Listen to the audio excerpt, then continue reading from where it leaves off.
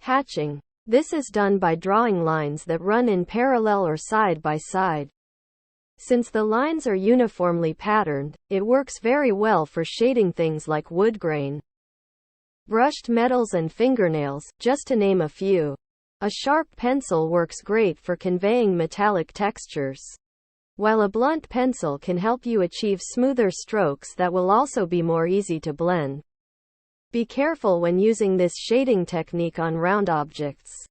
If the strokes are not blended together well enough, it can make a round drawing appear flat. Here's an example. The straight lines take away from the drawing, making the viewer perceive the object as flat, instead of 3D. Cross-hatching. This is where you draw lines that cross right through each other. They can go in any direction. It's great for creating textures such as certain fabrics, predictable patterns, or even fine lines on the skin, random patterns. Circulism. This shading technique consists of many overlapping circular shapes. I use it frequently to shade realistic skin. It works well for conveying soft or fuzzy surfaces. The more you overlap the circles, the smoother the texture. The tricky part is trying to control pencil pressure so each circle is similar in value. Contour shading. This is where you create lines that follow the shape of the subject you're trying to represent. Contour lines can go in any direction. They're great for shading things that already display lines running along the surface, no matter how subtle. For example, apples, onions, and lips.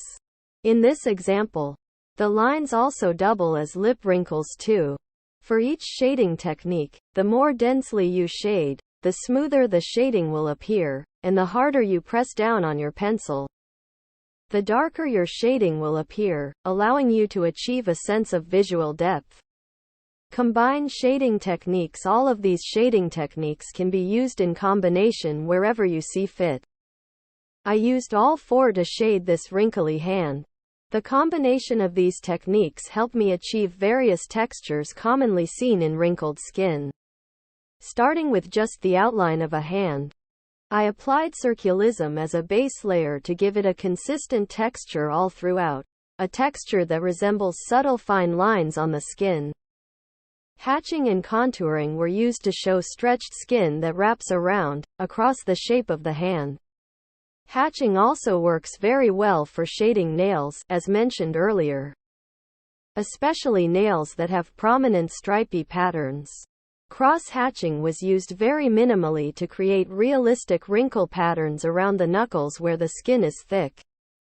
I varied my pressure to make some lines darker than others just to make it look more random and realistic.